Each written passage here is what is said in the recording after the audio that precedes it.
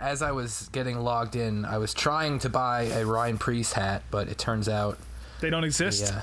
Well, no. It got smashed up in that wreck he was in. The only one. They were in the trunk. Yeah. Well, yeah, certainly. I mean, it was our fault. We made a mistake. Spotter said it was clear. I wasn't clear, and, I didn't want to tear my car up, tear his car up either. I respect everybody, and I demand respect. And, I apologized to the guy when he came over the car, explained to him what happened, and then he took it to another level when he started calling me an idiot and whatever else. And I don't appreciate that. I'm not going to take it. I told him how I feel. I called him out. He didn't show, and so, I'm good with it if he's good with it, but I'm not going to be disrespected by no means. Yeah, I guess I had a dinner date at Applebee's last night that I didn't find out about until it was too late. It's a shame. Love their riblets and boneless wings, but... So, Rob, do you use the NASCAR fan rewards bullshit that's on the website? No. I've signed up for it, I think, by virtue of being in a fantasy league, but I don't think I've ever looked into it.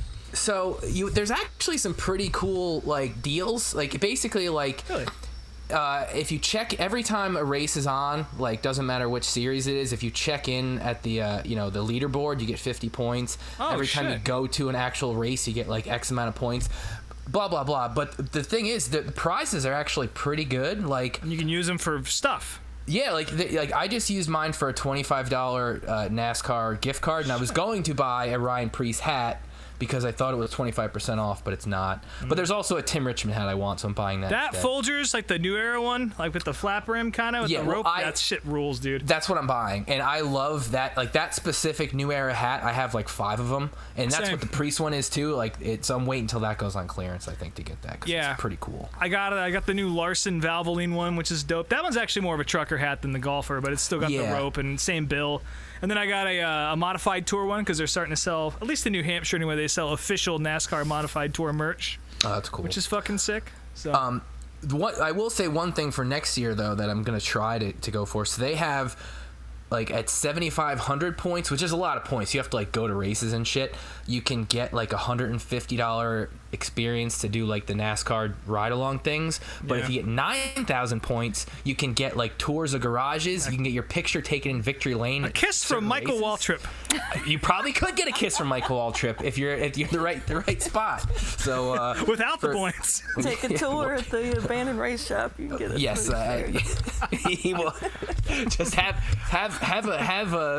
be a woman and get a free kiss. Well, one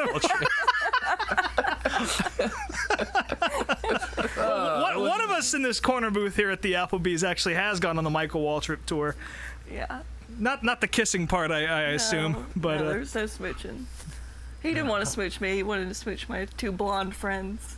Damn. I was just there for the experience. You would think that he would have gone after the most authentic NASCAR fan. No offense to the other 2 friends, because I know they're give a shit about that. Still. Yeah. I think Mikey's doing that calculus in his head before he lays lips. Hey, can you show me this not Hawaiian Punch? It was a country. Yeah, it was Hawaiian. He drove for Hawaiian. No, Kool-Aid. Drove for Kool-Aid. The one that he was in the bad Bristol wreck. That was Hawaiian Punch. It was Kool-Aid Country Time was the yellow one. Yeah. Yeah. Well, that helmet's there, and I was just enthralled with it, trying to get him to show it to me. But he's trying to get those girls in that dark abandoned theater. Yeah. I mean, who knows? Maybe if he would have let you put the helmet on there, it could have. Yeah, you could have gone to bat for him. Y'all gonna do try them all on. Well, folks, welcome to Michael Waltrip's Spooky Movie Theater. That is such a better name for this show, and I might change it. It's what we're here. We're talking about racing and all sorts of fun little trips that we've been on. I'm Brian. With me, as always, is Ashley and Rob. And Rob, this is a travel delayed podcast. We had to take a day off yesterday. My fault this time. That's fine. Hey, we've all done it. We've all had our days where we've needed a day off. So, but you're back home. You went to New Mexico. That was a good time, I'm assuming. You went and saw I Hate God, which that's cool. I did. It probably a very small portion of our audience is gonna know who they are. I feel like. Yeah, I don't know. We have some weird fans, so maybe 10 or 15 of the 30 people that listen to this might have a bat patch or something. But Yeah, it was cool. As I've said on the show before, my parents are moving away from New Mexico and back to their home of Northwest Arkansas. And so this is sort of my last time to go see the house I grew up in. And I won't be able to visit as much just by virtue of not having a free place to stay or a real reason other than just alcoholism to go back there. But, yeah, so it was kind of bittersweet to go out there, but it was a good time. I did see I Hate God. I believe I mentioned this on the show, too. I was going to try and go see Dwight Yoakam, too, because he's playing the same night. But Dwight tickets, like the cheapest ones, like all in with the fees, were like $90 or some shit. Which Yeah, I mean- I would have thought about paying if the shows didn't have the exact same start time. So I spent the entire afternoon before going out on the town trying to decide what I was going to do. It's like, all right, so Dwight's going to be done by like 9:30, right? Because it's a bunch of fucking old boomers going to the show. And I'll be able to get down to Albuquerque because surely I Hate God is not going to play a note before fucking midnight. And it's a good thing I didn't try and do that because they were on stage at like 10:15 or some shit.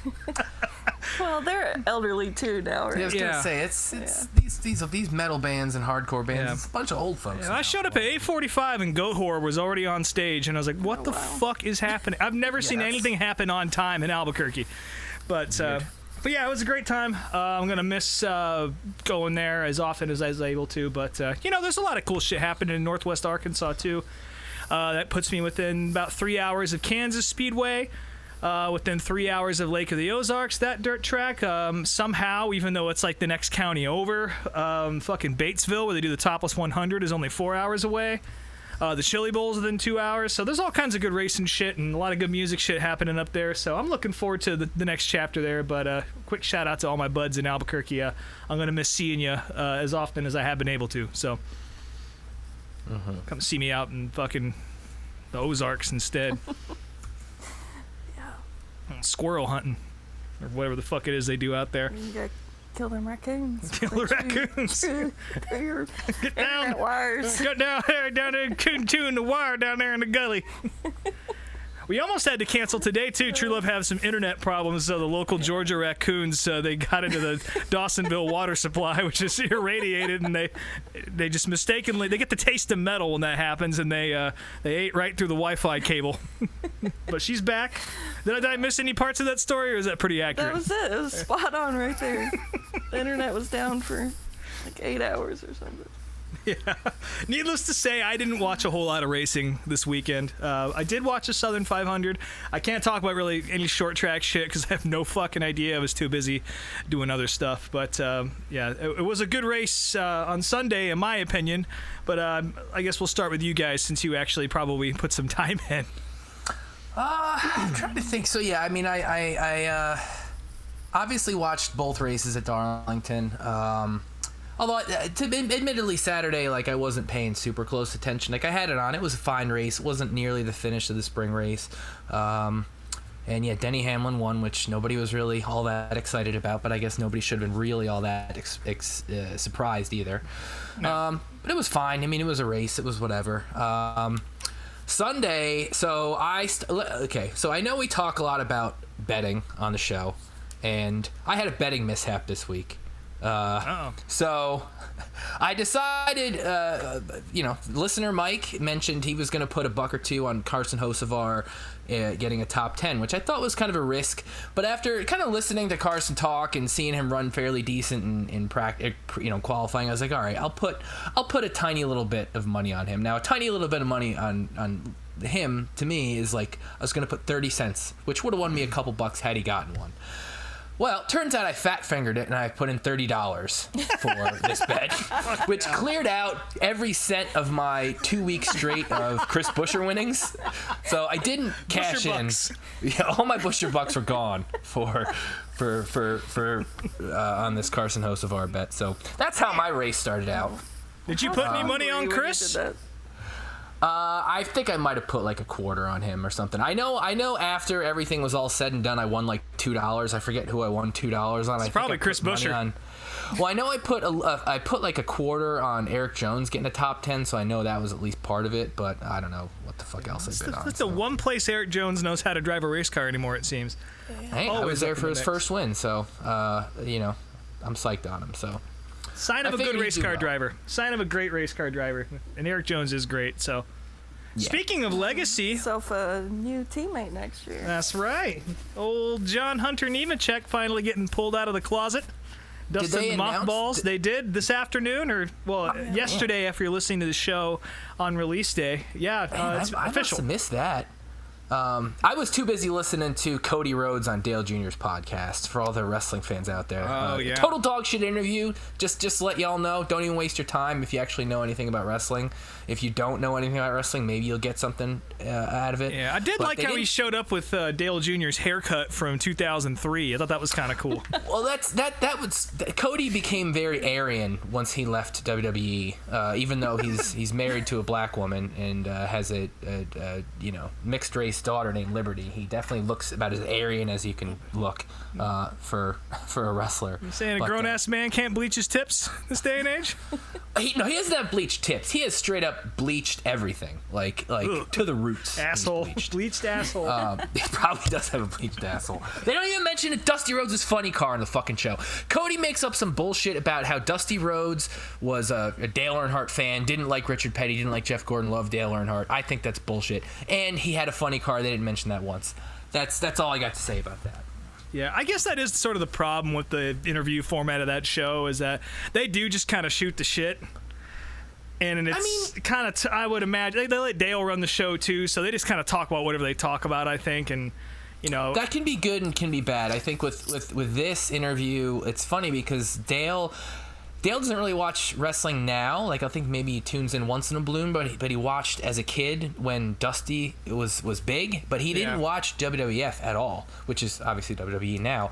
He didn't watch any of that shit. So, like, it's very funny how Cody clearly wants to talk about WWE the whole time, and Dale doesn't really seem to give a shit. So two guys' sons just talking about each other's dads for a couple hours. Yeah, I haven't listened to it yet. I just saw like a couple of highlights on the internet. So don't waste your time. It's not worth too it. Bad. Well, speaking of good podcast that Dirty Mo puts out, that Earnhardt series that our buddy Bobby Marcos helped produce and get out there is fucking excellent. I think we've said that on the show before. It is absolutely worth a listen. And nice work, Bobby. I'm like halfway through that, but you are right. It is very good. One more thing about Dirty Mo podcast. You guys noticed that fucking ad that is on before like most episodes of that like Australian chick? He's just like, oh yes, the vagina. Oh, governor, it's your vagina. The vagina health ad. Okay, so thankfully I'm not the only one getting this, because I was like, what the fuck? I'm listening. It's like, why the fuck? What shit am I looking at somehow that this targeted ad is coming just to me? No, thankfully. Hello, Brian. It's your vagina. But I mean, I've noticed that those shows are they're very ad heavy this season, and a lot of it just seems like whoever is making the decision to put the ads in there is just letting the algorithm naturally do its thing. Mike Davis didn't want to read that one. Yeah. Oh, can you imagine that? Hello, it's your vagina. That's not what his voice sounds like, but. God. Well, I'm glad. I'm also glad I'm not the only one, because I kind of thought maybe it was me. I haven't heard that ad, so I think it's just. I was going to say, Ashley, as the person on the show with the vagina, have you got this ad? Apparently not. Heard that. So it's just for you and me, Brian. Bullshit. We were talking about Darlington, though. Anyways, this went off the rails. Lady in black. There we go. Turn it back. The lady. I'm a fucking professional, kids. Ashley, what did you think of the fucking races? They were races happening. Talk about them. Honestly, it feels like 2 weeks ago, and I barely remember it. Well, I will say this. I almost went this past weekend, and I didn't. And I would have seen yet another fucking goddamn Kyle Larson win. You just gotta go to Phoenix, buddy. That's all you gotta do, and it'll be okay. He could win there. He won there a couple years ago. He could, and he won the championship if he does. So what I need you to do is go to Phoenix. Yeah, don't go to Phoenix, Brian. Stay home. Well, we'll see who may. I don't think it's going to be happening. So I think you're all lucky there. Thank you. Speaking of Hendrick hate, my God, Alex Bowman with the fucking butthead move of the year there. Just wrecking himself. Nope, there's no defense of that. So I'm not gonna say that was not a bonehead move, but I will say that after, I forget who I listened to, I don't know if it was Denny or Dale Jr., but they talked about it, and they all make the great point that Suarez didn't have to. He could have lifted. Part of this goes on Suarez too. Like Suarez, I forget how they talked about it, but he could have let off. He could have lifted a little bit and let him have that, but that was, I don't know. You kind of asking to get sent off someone's nose when you do shit like that, and I think Suarez had every right to not lift. He didn't have to do it, Well, I guess the point that Dale Jr. made 2 points. One, that what Suarez should have done in the first place was just when he blocked, just fucking tapped him and let him spin. That would have been smart. And then also the other thing, he could have lifted. But then also that Bowman might not have been trying to block him up the track. He was just trying to get back into the racing line because he was right pretty much in turn 2 or whatever. So, I mean, obviously he made the first block, but the second block wasn't technically a block. I don't know. It was a bonehead move by both of them, and it shows why they're not in the playoffs. I was just going to say that. Yeah. Patently obvious why neither of those guys. Daniel Suarez is the worst driver at Trackhouse this year. And there's been like 3 other guys in those cars, so... Yeah, you gotta.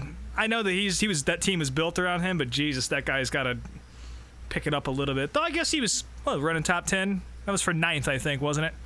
Yeah, I think so. Something like that. But yeah. I mean, again, and Bowman's gonna be around a little while too. He's signed up nice and pretty for at least a couple years, I think. And he was leading the points up until his injury. So to say he is doing a shit job or has done a shit job this year is a little non-factual, but still. Yeah. And the lens of current, I would say that. I think he's fallen off the wagon since the beginning of the season. Seriously, shit-faced out there or something. But yeah, it seems like they don't like each other, which is fun. Yeah. Any rivalry is a good rivalry to me, I think. I agree. So. Speaking of not lifting, that Cindric and Ty Gibbs wreck, was it just me, or did it feel like Ty Gibbs just purposely kept pushing Cindric sideways down the track? Did y'all see that? I don't remember that one. I mean, it was I remember... pretty nasty. I'll be honest. When I first saw the replay, I did agree with that, but it had a little help. I don't know. I don't think that was all Ty necessarily. I just meant like after they wrecked and Cindric was like... He just kept his foot in it. He just kept pushing him sideways. He did try and clear him. Are you pushing him to his pit box, or what are you doing? Yeah, he did give him the old sprint car push there after it was all said and done. But yeah, I wanted to blame Ty for that one, but I don't really think that was a straight dump. But I don't like either of them either, him or Cindric. So kind of guys I don't like cleaning each other out. So some odd rivalries happening in that race. Seriously. Yeah, Kyle Larson getting the nice big win there. It should have probably been Harvick. Or any one of the Toyotas if they wouldn't step on their own dicks on pit road or otherwise. But, hey, as a Larson fan, I'll fucking take it. And quick shout-out before we get your opinions on all that shit to Ryan Preece, our local boy, showing up with some fucking dark red blood eyes. Blood for eyes this guy had. Yeah, it's straight. Had a really shitty weekend on track, but... yeah, real bad. But still. Maybe you should have just... Take the week off. For like, hey, listen, it worked for Davey, so it did, yeah. It worked for Ricky too, yeah. And good on him. I'm glad he's okay. And now if there was anything seriously wrong with him, NASCAR would not have let him run. There's no question about that. So I'm just glad to see everything worked out after Daytona and that he's back out there. And it takes a tough sumbitch to do that. So I'm gonna have a quick little bourbon here for Ryan Preece. You can see it if you look closely at your screen right now. Here it comes. That's probably why that Ryan Preece hat wasn't on sale, because his stock has temporarily gone back up. Exactly. Yeah, 10 people went out and bought them. I got my eye on it for when it does. We'll forget again. Well, we'll see. But hopefully by the end of the season here, I'll have enough points from NASCAR to get another gift card. So I'll get it one of these days. Yeah. We'll see. Trying to think. So I know we didn't talk. I had the IndyCar race on, during the day, Saturday or Sunday, but I wasn't really paying much attention to it. I'm trying to think. Alex Palou won the title. Alex Palou won the title. It's the earliest the title's been won. And how many races do they have left? Just one. They're going 2007. That's right. Yeah. They got one left. They're going to Laguna Seca this weekend, which is always a pretty cool show. Legendary place. Always cool to see Indy cars there. Exact same time as Kansas. Yep. Oh, cool. Well, which I can assure you that the Kansas race is probably going to be a much better show than Laguna Seca, unfortunately. But, Laguna Seca has that cool S turn, but that's about all I really know about it. Yeah, where Alex Zanardi pulled that pass, which would be illegal in every single racing series on the planet these days. I remember watching that live, actually. Same. Now that you mention that. No track limits. Yep. Which I kind of agree with that. Like, there really shouldn't be track limits if you can drive through the fucking dirt on a hill and make a pass, and you're not going to snap your suspension off, then, go for it. But that's just me. Different times. Different times. I'm trying to think. So, there's not much. Okay, so we'll say this before we move on to whatever next segment we have. It's the next to last bit of Kenny Tremont news we'll talk about on the show. This weekend was the Super Dirt 100 lap race at Lebanon Valley, the last race of the season at Lebanon Valley, and was Kenny's last race at the track. I actually finally ponied up the $40 for the monthly subscription to Dirt Vision so I can watch. And I'm also going to watch his last race at Albany Saratoga on the 23rd. They're doing a 115 lap feature in honor of him. And Kenny ran 17th. Andy Bicchetti led every lap. Was a pretty boring race, but Kenny gave a nice little post-race goodbye interview, which was a little tough to watch.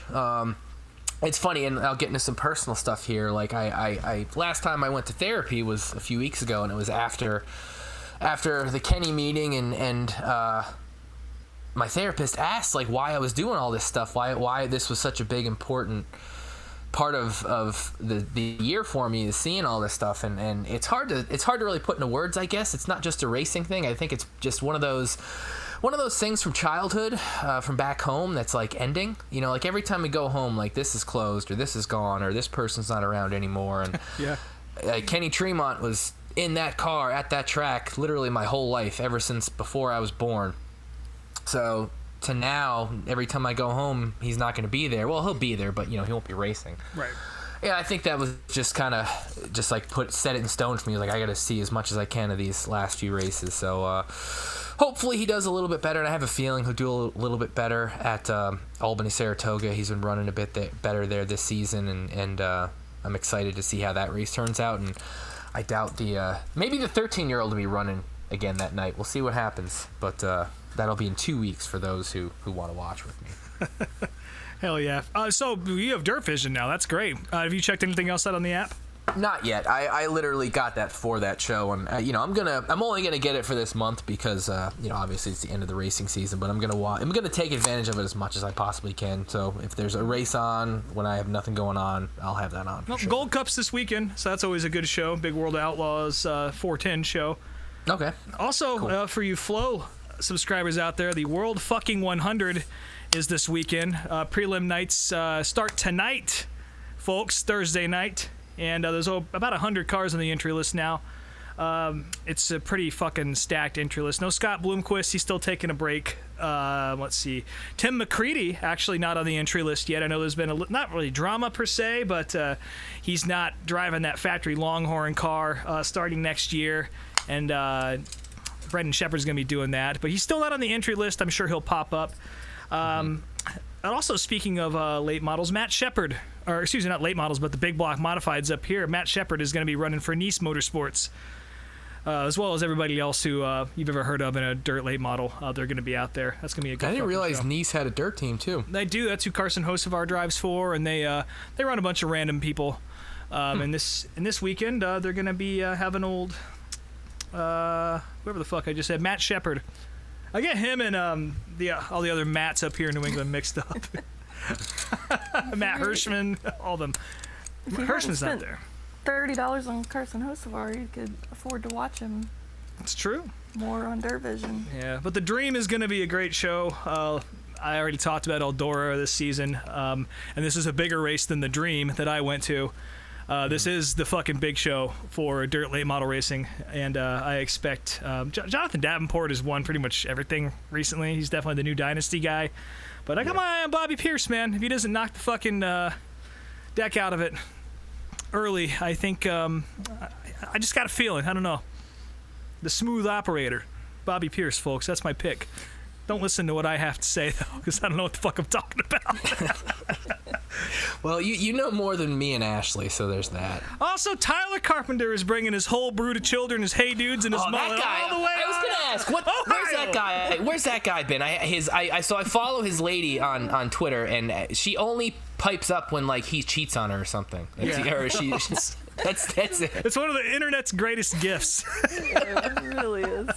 But yeah, Tyler Carpenter coming to run the Dream. That'll be fun. He doesn't really race anywhere but indoors, it seems, lately. Anytime there's a dome involved, he'll pop up. But he waits for the big shows to make his mark, and this is certainly the biggest of them all. So it'll be fun to watch him get out there with the big boys and put on a show. Cool. Blows my mind every time that I remember that he's not 18. Because he looks perpetually 18 years old. Well, he looks like an 18-year-old from 1986 is what he looks like. He looks exactly like this one monster truck driver from when I was a child, and it creeps me out every time I look at him because they both look like snakes, like human snakes. A human snake would be a great nickname for a dirt late model driver or any race car driver. Snake Carpenter would be a fucking sick name too, but probably one of his kids is probably already named that. Yeah, Tyler, if you're listening to this, check it out. Speaking of Tyler, there's a great flow racing documentary about him and the Gundakers hating each other at the Dome in Gateway. That's always fun. I forget which Gundaker. Corey Gundaker? I don't know. Hatfields, McCoys. Sort of, but in a dome in in St. Louis. So I don't know where to fit this in, but I know you had a lot of thoughts about it. But so Danica Patrick went to Burning Man this weekend. We could have fit that in with the Pussy Cream commercial earlier, but we could have, I guess. She's gonna need some of that after stranded in that mud for a few days. Rob, again, you said you had thoughts, so let's hear them. I don't know. What kind of real thoughts I have other than, I'm not surprised to see that. So I have a vague, I thought Burning Man was this like hippie music festival, but it turns out over the years it's kind of evolved into this like, rich celebrity thing. Yeah, it's like people go out and build shit and burn it, I guess. And Danica was there, and she was there pretty much wearing nothing. Like, if you want to see her more or less topless, go on her Instagram. Like, not a lot to see, but it's see there that if you want to see it. Yeah. I did like her her Instagram post about it though, because she posted a screenshot of the People magazine article about 1,000 stuck at Burning Man due to extreme rain, told to conserve food, water, and fuel. And she adds a little caption that says, "Made it out, stuck 3 times, and it took 4 hours, but on pavement," which is pretty similar to pretty much every NASCAR race she ever ran. So I thought it was kind of nice she's continuing that tradition out in the desert there, Mm-hmm.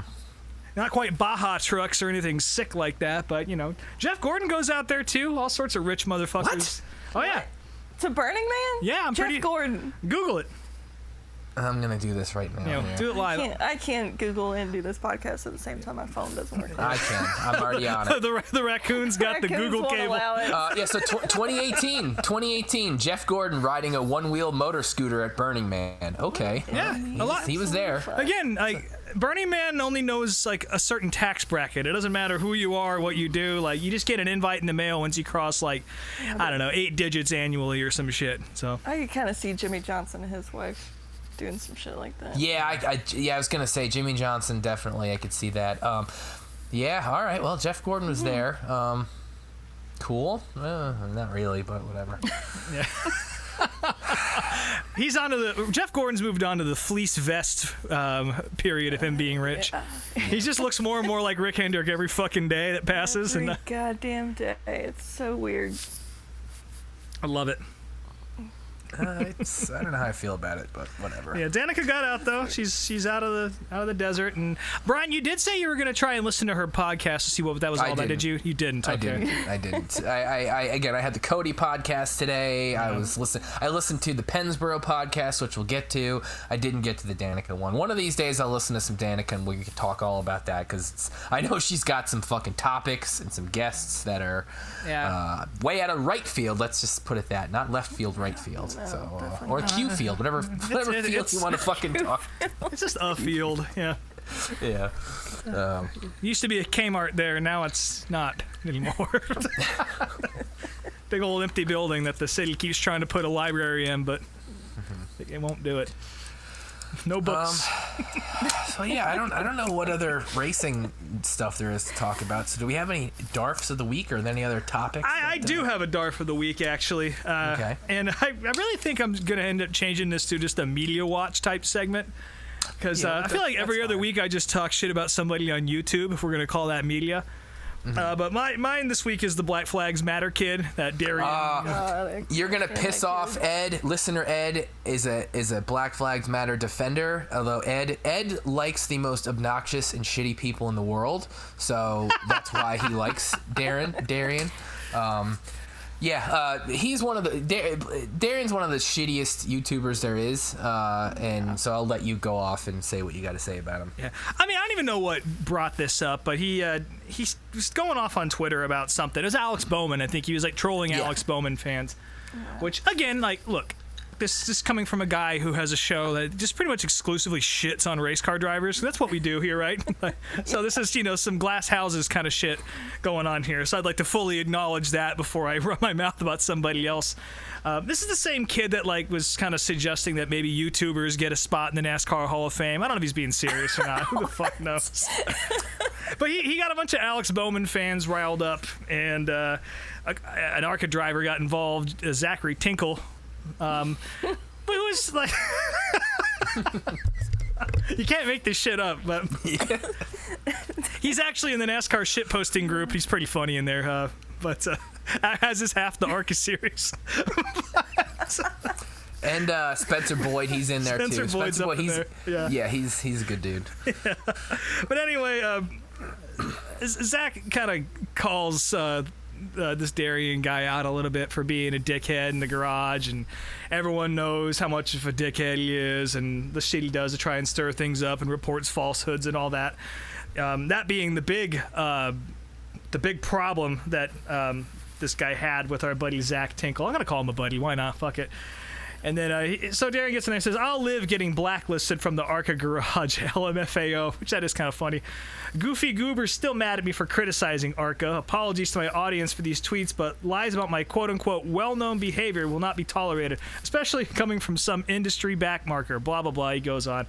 And it's just like, again, as somebody who has a show where I just talk shit about people I don't know very well, I know full well I'm never getting a hot pass out of this. That's just kind of the, I think there was a little hope at the beginning of this that maybe we'd be able to get some, media wristbands or something. There's no fucking way. There's no way. Probably not, no. This guy actually has the access and complains and talks about journalistic integrity and shit like that, and you can't go out and run your mouth like that.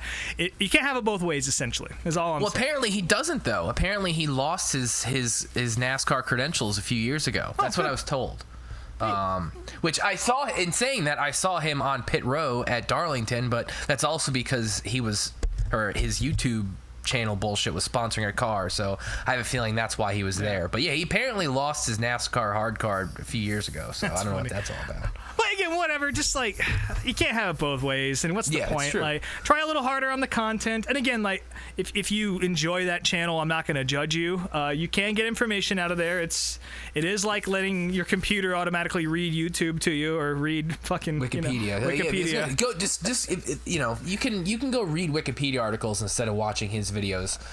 And do just fine. But whatever, he does put a lot of content out there, and I don't care for it, but it might, just because it's not my cup of tea doesn't mean it isn't yours. But there are better YouTubers out there, Slap Shoes being one of them. We talk about him every fucking week. NASCAR Man, Brock Beard, that Eric Step guy. I don't really like him too much, but he does a good job at what he does. He definitely cares, you can tell. I don't love him. I like the Iceberg. He's okay, even though I think he could use a copywriter, but he's fine. There's a couple guys that are okay, but Black Flags Matter. Yeah, you can avoid him. It's fine. That's my opinion as well. But yeah, that's my dart for the week. I was going to take his hard card away, but it sounds like that's already happened, so. Yep. So yeah, I guess we'll go to the video of the week. Send the raccoons over to his house to chew through his wires so we can post this week. The hellhounds. So video of the week this week is another video that I'm going to kind of put into the category of a little more of advanced watch, kind of like last week, but also if you're just a person who likes watching weird shit with not a lot of context, this might be a video for you. Yeah, I wouldn't call it found footage per se, but it certainly is like this is what I would call fan cam footage. If you know what fan cam footage is, there's garage footage from NASCAR races on YouTube, and a lot of weird random sports stuff you'll find. But before we get into the heart of the video, let's talk about the subject. So this video is about Pennsboro Speedway. And Pennsboro Speedway, for those who don't know about it, was a half-mile, very egg-shaped dirt track in West Virginia. Super flat, very weird shape, kind of in this very picturesque, amongst these hills of West Virginia. And it's a track that had a lot of really cool late model racing history to it. It held the Dirt Track World Championships for years, the Hillbilly 100. A lot of really cool stuff happened there, but the track also has a pretty checkered history as far as how it was run, and just all sorts of shady shit happening there. And the track closed. Shithole, an absolute shithole. Kind of a shithole. Legendary, but a cool shithole. And a lot of racing, a lot of cool tracks are kind of cool shitholes, and this was one of them, probably one of the more legendary ones. Absolutely. It closed in 2000, in the early 2000s, 2002, 2003, something like that. And maybe some of you are familiar with it from Dale Jr. going there with Lost Speedways a few years ago, and that's how I heard about it. As someone who, late models were never really on my radar up until the last few years, so I didn't know shit about this track until I watched that episode, and immediately I was not obsessed, but I was like just very intrigued by all the history of the track and where it was, and it's just a very neat, weird track. And yeah, well, especially when the racetrack revival branding was put on this, and but the tracks before that you had seen that name attached to were like North Wilkesboro, and then Bristol getting dirt put on it, and then I think there was some involvement in the Nashville Fairgrounds. So for Pennsboro to get brought into the conversation, which was way fucking dead. Yeah, that was where I was going with this. So 2024, Pennsboro's coming back. And again, the same people, XR events, the same people who helped with Wilkesboro, same people that helped, with, like I said, Nashville, and what was the other track you mentioned? I wanted to say the racetrack revival thing had something to do with Bristol getting dirt put on it. Oh, yeah. But these same people that, did all the other revival stuff decided to take on Pennsboro.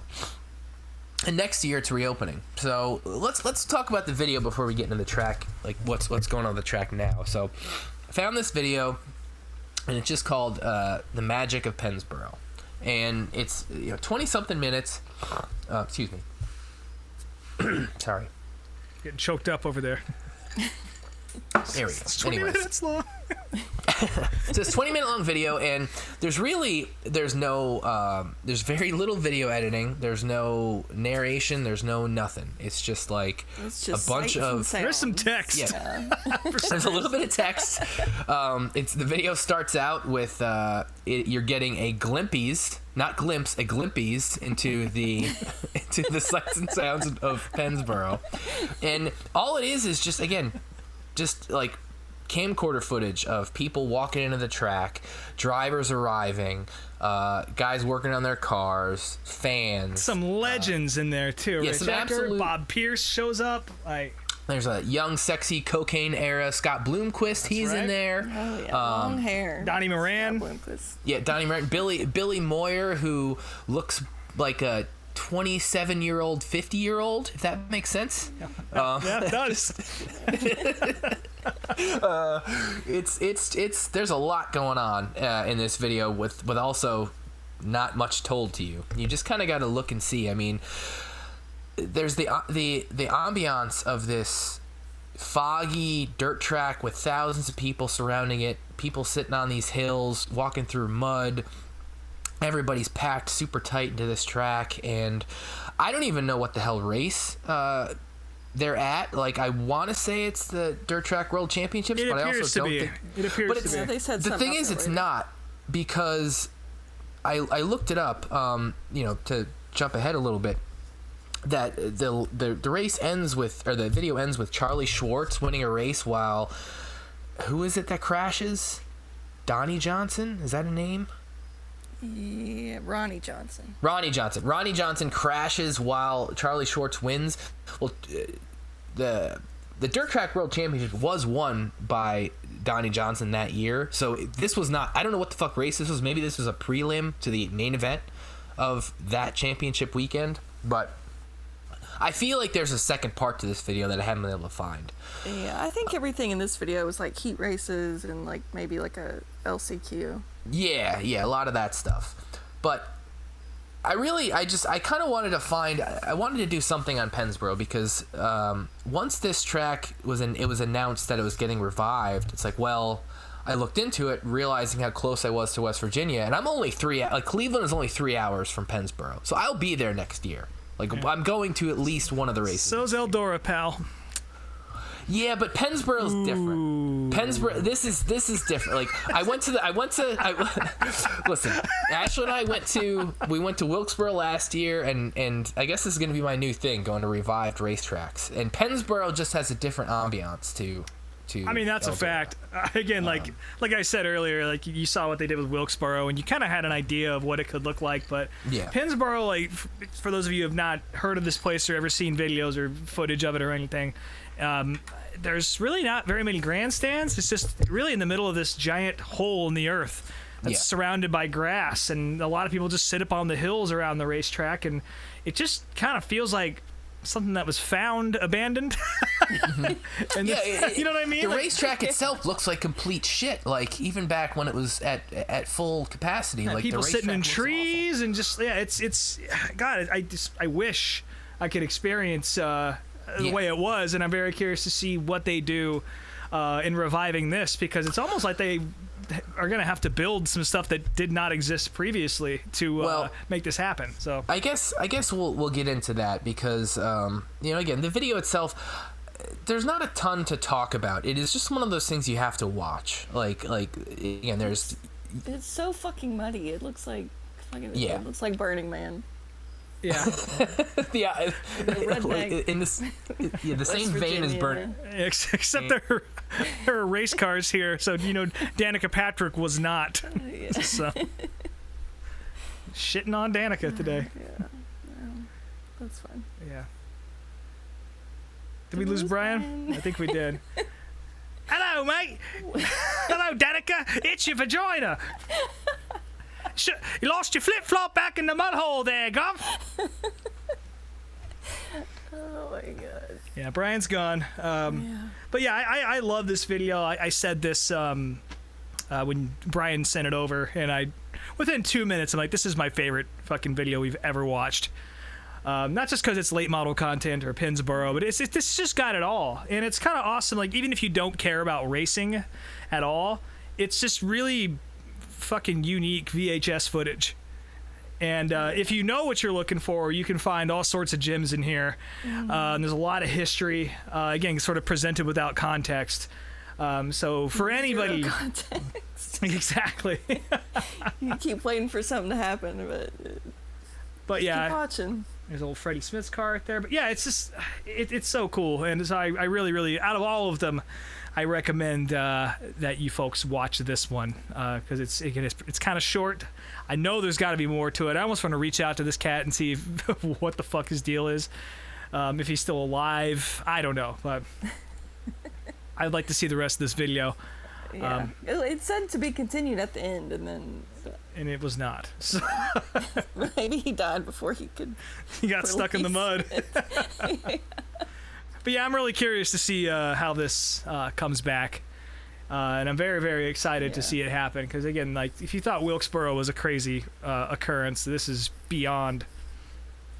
Yeah, I'm sure Brian will mention it later, but like when they're bringing it back, like the track was originally a half mile, but when they bring it back, they're only doing a quarter-mile track. Oh, I didn't hear that. Yeah, a lot of the like locals are very upset about it, but I guess it's just too much of an undertaking to do the whole. Yeah, and again, mile. Such a weird place, very narrow, very flat, you know, especially in context with the late models you see today, where the, you know, completely driving off the right rear, which is the deal back in the day too, but it's just so flat that these guys are almost driving it like an asphalt track. They're kind of keeping it in a straight line a little bit, which is certainly not something you see a whole lot of these days. But no doubt they're putting this much attention into it. Did we mention that this track goes over a creek? It does go. There's a creek that runs right down the middle of it. There's bridges that the race cars have to drive over. Yeah, pretty incredible stuff. And like I said, I'm very excited for this to happen. XR, the company helping to bring it back, they also run a dirt late model series. Scott Bloomquist has a hand in that as well. They are running their big season finale at Pennsboro, so that'll be. I don't know if that's the first race there. I kind of imagine it is. The first race is 602 late models and steel blocks. Hell yeah. Well, it's going to be good no matter what. But the XR series is fun too, even though it is just another fucking streaming service to pay for. I think the XR series is going to be the finale next year. Yeah. Is it the Hillbilly 100? Is that what they're calling it? I'm going to look this up real quick. I don't know if they put names on it yet, but I just saw the classes. They're going to do, 410 sprints there. 604 late models, modifieds. The Mason-Dixon 100, excuse me. Ah, that's it, yeah. Sorry. I guess it wouldn't be the... he's done. But yeah, XR actually has a pretty cool schedule. They just released that yesterday, I believe. They're going to Volunteer and Bulls Gap. That's always a great show. They're going to Kokomo, which is kind of cool. Stops in Minnesota and Iowa as well. 300 Raceway. Well, Raceway is the hardest word out of all of that. And of course, Pennsboro wrapping it up. So. All right. So where did you guys stop listening to me? Where did I fall out? About 10 minutes ago, buddy. Yeah. What was the last thing I said? It's been so long, Brian. I don't know. Jesus Christ! I went off on a whole rant about how the 5-year plan of Pennsboro must have. No. Jesus fucking Christ. No numbers, no year, no plan. Okay, so I don't know what happened. My screen went black and like I don't know. Goddamn raccoons. Fucking raccoons. Oh my god. So let me quick. I'll a brief synopsis. So they don't want to do the 5/8 mile track next year. It's going to be a quarter-mile track. There you go. Yeah, me and Rob. And the town itself, like the town, the track, they have everything there at the track to pretty much be ready to go almost immediately. They've got catch fences. They've got all the electricity shit figured out. They've already got internet. They've got clay in the hill that they can rebuild the track with perfectly. The whole rant that I just. What's that? They got hot dogs. I'm sure they'll have hot dogs. They do talk about how they want to have good food and stuff for the fans. It's but growing out of the ground out there. The point that I was trying to make, and Rob, as a late model guy, you have to help me here. Big time late model guy. Yeah. Expert. They do want to do the half mile eventually. The goal is to start off with the quarter mile track and make it more of a local track. They want this to be used by not just the big touring series. They want it to be used by local guys. They want it to be a track that the community can take advantage of. And not just that whole property is used for other events. So basically getting the track ready to go now will help not just the track itself, but it'll get the whole town, it'll help.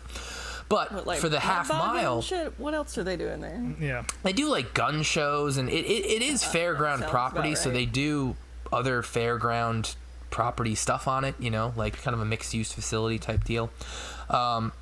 But the point I was trying to make was, so apparently the super late model guys don't like running that fast anymore.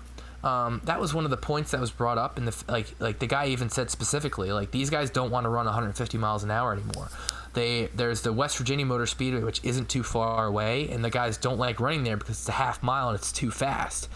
This to me sounds crazy. And Rob, like, what the hell do you know about this? Because, like, it does not seem like they go that fast at the 5/8 mile track. Like, I'm sure the backs, like, going they haul the mail, that's for sure.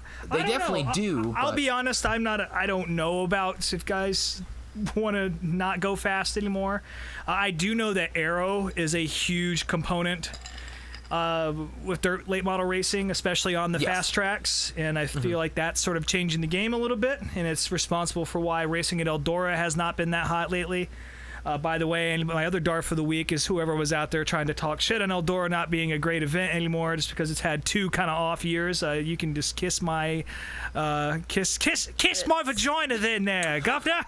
Well, but anyway, I think it might have something to do with that. Again, I'll have to do some asking around because the speed thing is certainly something that I don't know a whole lot about. But really, the faster you can go and you take it off of the shorter tracks, I mean, it doesn't matter what series it is. The faster you go, it kind of puts it in the hands of the haves and gives the have-nots, if you will, less of a chance to really win and take home some checks. So I would imagine that would also have something to do with it between the aero and also just getting stomped on at these big places by folks who can buy a big motor. That's fair. But it's funny you mentioned the Eldora not having great races. The Pennsboro guys say that the racing wasn't ever that great on the half mile at Pennsboro, and even in this 20-minute video we watched, I didn't think the racing was that bad. I thought it was fine. It wasn't the best racing I've ever seen in my life, but at the same time, I didn't like people were clearly passing, and there weren't like tons of lines. But I think it's such a unique, weird track that I think you only need 2 lines, really. It seems I agree with that. And again, like, I apparently went to one of the worst Eldora races people have seen in years, and I thought it was incredible. And there were issues with the track, no doubt about it. And for an event of that caliber, you'd expect a little bit more. But sometimes they get it wrong, and sometimes, they're a little bit of a snoozer. And that's just part of racing, I guess. But yeah, I don't know. I'll ask around because I'm also curious to hear if the speed thing really has anything to do with it. But like I said, I can imagine that if you can't afford a powerful motor, going to a place like Pennsboro or Knoxville or a big half mile or bigger track doesn't sound that much fun because you're just going to get stomped on by someone who can afford a nice Clements or some shit like that. Yeah.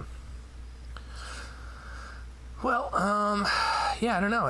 Ashley, do you have any other insights on this video of the week this week? I had texted my friend who lives near the track, and he had walked the track recently, but now I can't remember what he said, and I can't open his text because then I can't exit out of this. It's for you to know and us to find out.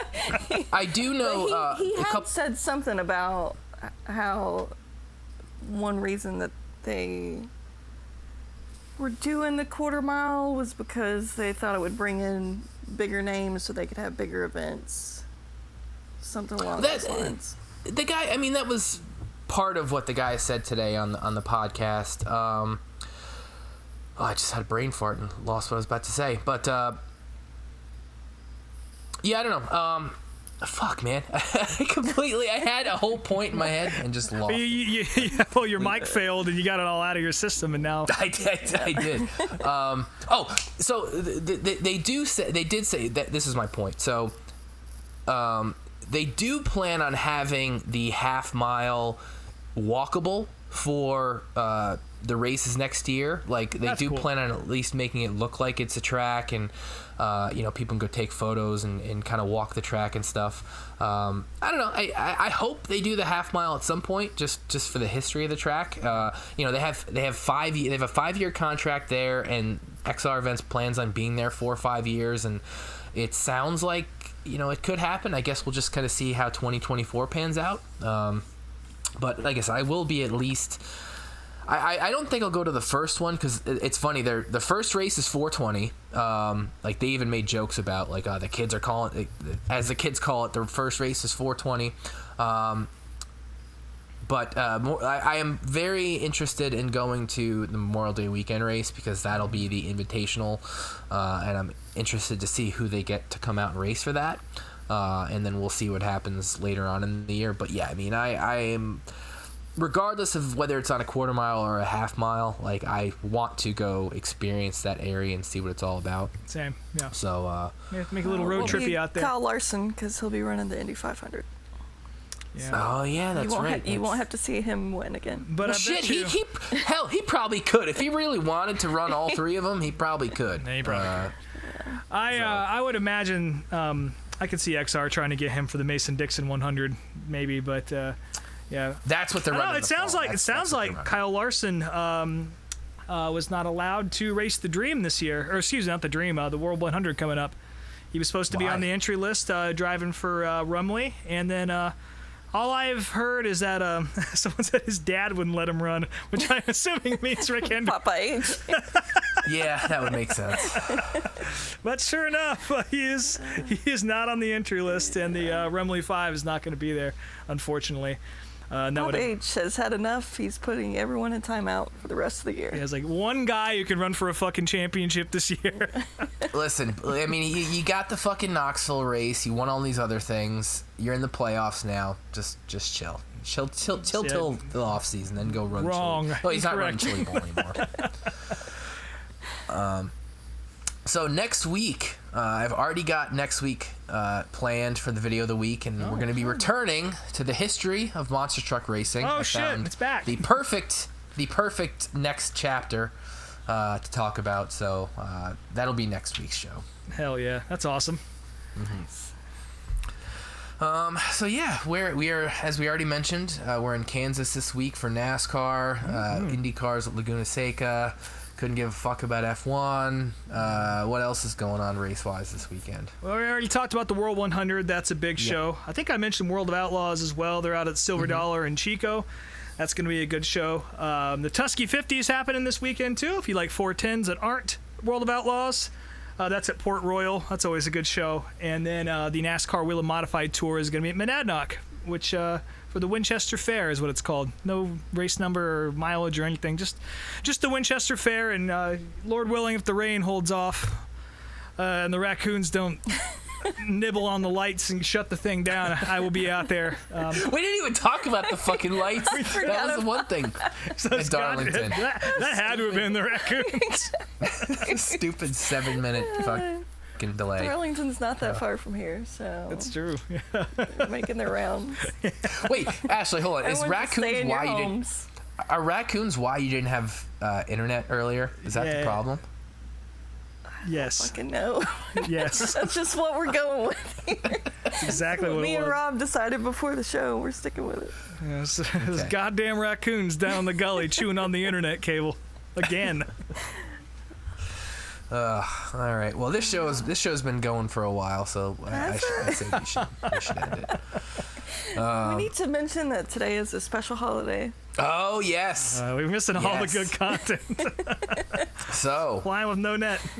Today is the literal 4th anniversary of the infamous Applebee's call out. That's a fact. The inspiration for this show, Mike Harmon calling out Michael Annette to meet him at the Crawford Road Applebee's because he called him an idiot. probably one of the all-time greatest. Calling everyone idiots. Single greatest NASCAR moment of the past 30 years. Well, in social media, yes. I would say it's top 5 NASCAR social media moment of all time. It's a Hall of Fame moment. Fuck them YouTubers we're putting in. Yeah, I was going to say, right up there next to the YouTubers and fucking selling T-shirts in the parking lot. Which should be in the Hall of Fame, by the way. That should be. The bootleggers. Those gypsy tents have put in the hours. They've earned their spot. Yeah. So shout out to Mike Harmon and Mike Annette for creating some of the best content that has ever existed. So Hell yeah. someday, I think my goal is to take Mike Harmon to an Applebee's dinner. That's He probably if I ever gets- meet him. Listen, Probably. you want to go to dinner sometime? Just that's it. I'm sure he'll probably say yes, knowing him. Well, I mean, he's not going to pass up a free meal. Come on. Yeah. Real quick. Before we sign off here, I've talked about my buddy Kyle Armstrong a good bit on this show. He's the guy who I went to the Dream with. He had a great podcast for a long time. I say had, and that's kind of what I'm about to get to. Unfortunately, I won't say who told me this because I don't know if it's really news or not, but Speed Sport is not going to be having a podcast network anymore. So a lot of good shows are getting the axe. I think Kyle got out before all that, but man, I just hate to hear that. His show, Forward Bite Podcast, it's still up. I don't know what Speed Sport's plans are for that, but if you like dirt late model racing and if this video we just watch intrigues you, do yourself a favor and go through and listen to that stuff. I believe he owns the rights to everything, and he's probably going to keep doing something. But that guy, he did a great job on that show, and I hate to see it go away on account of some people sort of misreading the room, which is how I kind of gather it. But, too bad, Speed Sport. They're cutting a lot of good shows loose as a result of this, including Forward Bite. But while it's still up, and I imagine it still will remain for a while, you want a little history lesson on dirt late models, give Forward Bite Podcast a listen while you still can. Yeah, for sure. Well, I mean, to be fair, you don't need a podcast network to do a podcast. You don't, but you should have seen this fucking studio. It was nice. It's true, and I think that's the idea. I think he's got more content coming sooner than later, is what I hope. But again, still a great show while it's still available. And that's the main reason why I bring it up, because I don't know what the future of the shows on that network are. So while it's still up and streaming, if you're interested in dirt late models, of course, going into the biggest weekend of the year and on the heels of this video at Pennsboro, I recommend just getting a quick listen in there. Speed Sport sure. sounds like a deodorant. It's very close. My only thoughts there. Oh, mate, it's your vagina. Have you considered... I love how it's just become Crocodile Dundee and not a woman at all. We had SVG doing the Yeah. Hello, mate. live from Outback, who is sponsoring one of its servers in the truck race That's in Right. Bristol. And also, Steven Malzati. Yeah. I want to give a one. Malozzi? Is that his name? Steven with the PH. Yep. Yeah, that's awesome. You love to hear those stories. Yeah. And real quick, I guess actually we're trying to wind this fucking show down. I keep remembering stuff I wanted to talk about. This weekend at Kansas, everyone's favorite AI-generated NASCAR driver, Eric Almirola, will be carrying the storied colors of Whataburger, which is the greatest fast food chain that ever came out of Texas. And I'll go eat a green chili double there every time I'm in New Mexico on my way home from the bar or wherever else. Stay 24 hours. They're delicious. Great fries, spicy ketchup. David Starr proudly carrying those colors to 38th or to 65th place finishes for many years. And now Eric Almirola is going to do them just as proud in the number 10 this week. But it looks pretty cool. Little Smithfield Whataburger collab there. So... little 15,000 cholesterol special right there. 15,000 calories, that's the word. Same thing. Yeah, same fucking thing. Well, as always, you can follow us on Instagram at Meet Me at Applebee's and on Twitter at Meet Me at DeBees. I am Speedway Screens on all the medias and SpeedwayTSJ.etsy.com. And now with her thrilling plugs, Miss Ashley Truelove. Yep. That's Snake Mountain _Truelove. That's it. That's where I am. That's true. I don't know how it gets quieter Unless every the week. Raccoons got me. Lord willing and the raccoons stay at bay long enough. Lord willing and the coons don't rise. I think you just found another new Instagram handle. You keep popping good ones out there, but... Maybe that one will stick. Yeah, Rob Motes _unofficial is where you can find me. My band's called These Wild Plains. Again, we got shows coming up. 3 shows. How about that? Big time big time country music, folks. And we'll be at the Thirsty Beaver in the middle of all that, October 14th or some shit. This is, again, where notes would come in handy. I don't have them, but if you like what you hear, you want to hang out with me in October, just go to These Wild Plains anywhere on the internet, and you can find where we're going to be. Cool. Wish y'all were doing that the same weekend as the Roval. That'd be way easier for It'd me. be fucking smart, wouldn't it? I was gonna say, well, fuck, that's. If you're doing it Roval weekend, it's also my birthday weekend, and I'm in New York, but I would possibly be. Damn it. So. Yeah, I forget what races happened that weekend, but it's not the Roval, unfortunately. No. Oh, well. Homestead, maybe? No. I don't know. Let's end this show. All right, folks. Take us home, Brian. Thanks for tuning in again, and we'll talk to y'all next week.